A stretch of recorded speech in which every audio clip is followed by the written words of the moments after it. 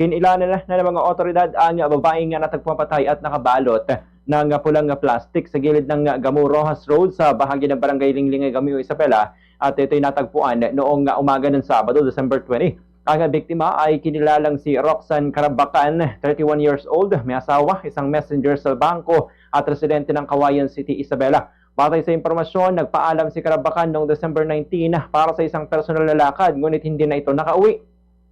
Kinabukasan, pasado alas 6 ng umaga, isang residente nakakita sa bangkay at agad itong inireport sa pulisya. Inilarawan ng mga otoridad ang sinapit ng biktima bilang kalunos-lunos dahil sa ayon sa paunang ulat ay sinunog pa ang mukha nito at may mga paso sa dibdib at kamay bukod pa sa pagkakatalit pagkakabalot ng katawan sa pulang plastic.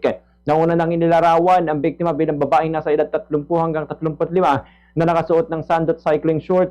Ayon sa ilang residente, may nakasulat naman sa plastic na pinangbalot sa bangkay na ngayon ay sinusuri bilang bahagi ng ebidensya. Hinihinala ng pulisya na itinapon lamang sa Gamu ang bangkay ng biktima.